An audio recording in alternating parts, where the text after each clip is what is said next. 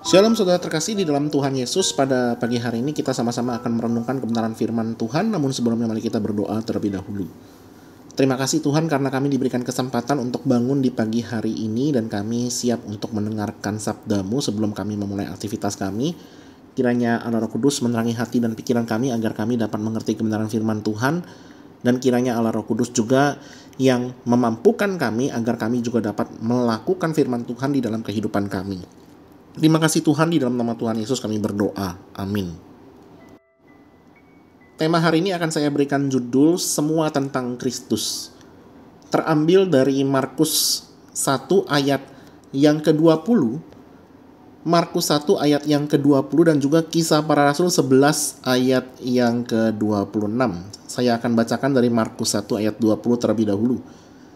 Yesus segera memanggil mereka dan mereka meninggalkan ayahnya Zebedeus di dalam perahu bersama orang-orang upahannya, lalu mengikuti dia.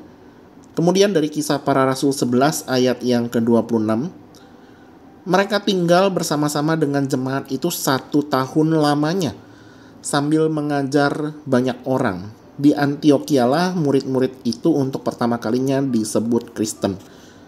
Sedemikian jauh pembacaan firman Tuhan, mari kita merenungkannya. Saudara, apakah saudara tahu apa makna sesungguhnya daripada Kristen? Kristen itu artinya adalah pengikut Kristus atau murid Kristus. Kristen itu bukan hanya sekedar nama dari sebuah agama. Tetapi saya sudah katakan tadi, Kristen itu artinya adalah pengikut Kristus atau murid Kristus. Bukan sekedar tertempel, tertera di KTP, di kartu pelajar, ataupun kartu keluarga kita saja. Maka dari itu orang-orang yang mengaku sebagai murid Kristus, artinya dia itu juga harus melakukan apa yang dilakukan atau yang diperintahkan oleh Kristus. Bukan hanya melakukan, tetapi kita juga menjauhi atau tidak melakukan segala sesuatu yang dilarang oleh Tuhan Yesus. Maka dari itu kerinduan daripada murid Kristus yang sejati yaitu adalah ketaatan. Tetapi ciri khasnya dari murid Kristus itu sebenarnya kita bisa lihat dari pembacaan dari Markus 1 ayat yang ke-20. Bahwa sesungguhnya orang-orang yang mengikut Kristus ketika mereka mengenal Kristus, hati mereka disentuh oleh Allah Roh Kudus, maka mereka dengan rela bersedia untuk mengikut Tuhan Yesus apapun resikonya. Malah lebih jauh kalau misalnya kita membaca dari Filipi 3 ayat yang ke-10, Paulus mengatakan begini, yang ku kehendaki ialah mengenal dia, yaitu Kristus, dan kuasa kebangkitannya, dan persekutuan dalam penderitaannya, di mana aku menjadi serupa dengan dia di dalam kematiannya. Maka dari itu, murid-murid Kristus sesungguhnya seharusnya membaca Alkitab setiap hari untuk mengetahui apa yang menjadi kesukaan di dalam hati Tuhan, apa yang tidak berkenan di dalam hati Tuhan. Yang namanya orang Kristen tentu harus mengakui Alkitab sebagai satu-satunya firman Tuhan, tidak ada yang lain, dan mengakui Kristus sebagai satu-satunya juru selamat, tidak ada yang lain. Menariknya belakangan ini di dalam sebuah podcast selebriti terkenal di YouTube mengundang seorang yang tanda kutip dikatakan sebagai pendeta di dalam dialog antar agama. Sekalipun secara pribadi saya meragukan akan gelar pendeta tersebut. Dalam dialog antar agama itu dia mengatakan, dia yang sebenarnya yang mengatakan bahwa dia mewakili dari pihak kekristenan, mengatakan bahwa Kristus itu bukan satu-satunya jalan keselamatan.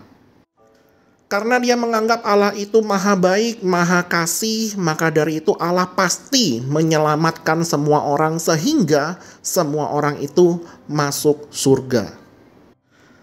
Secara singkat, jelas saja apa yang dikatakan oleh orang itu bertentangan dengan Alkitab. Misalnya saja, tidak usah jauh-jauh, kita mengatakan dari Yohanes 3 ayat yang ke-16.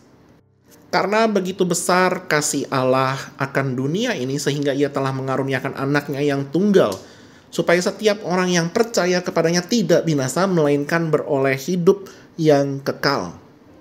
Nah, jelas perkataan dari dalam tanda kutip katanya sang pendeta itu yang mengatakan bahwa Kristus tidak menjadi satu-satunya jalan keselamatan, dan karena Allah itu maha kasih sehingga akan menyelamatkan semua orang dan orang-orang akan masuk surga, jelas itu bertentangan dengan Alkitab.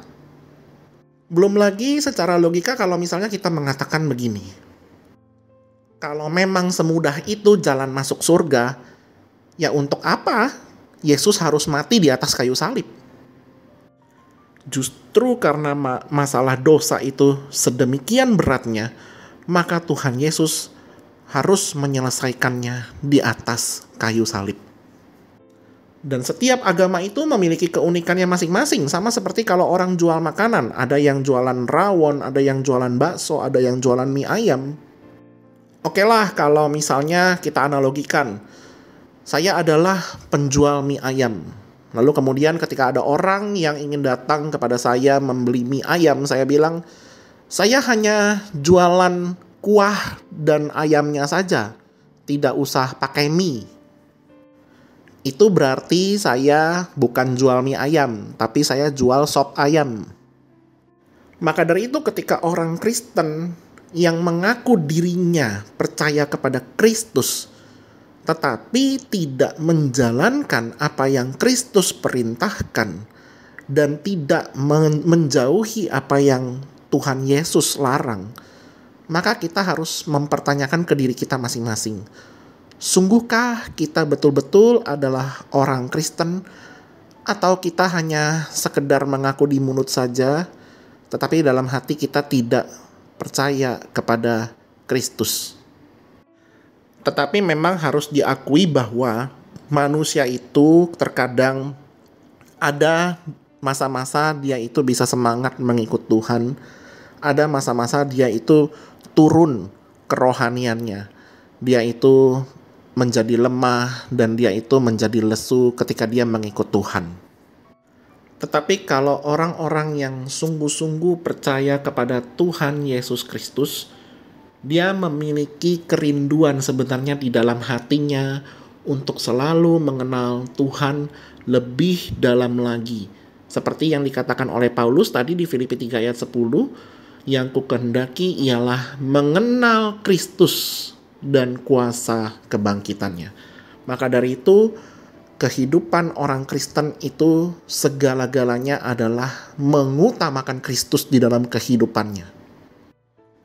Kalau kita mengaku kita sebagai orang Kristen, maka di hati kita hanya ada satu tempat yang paling utama, yaitu Kristus.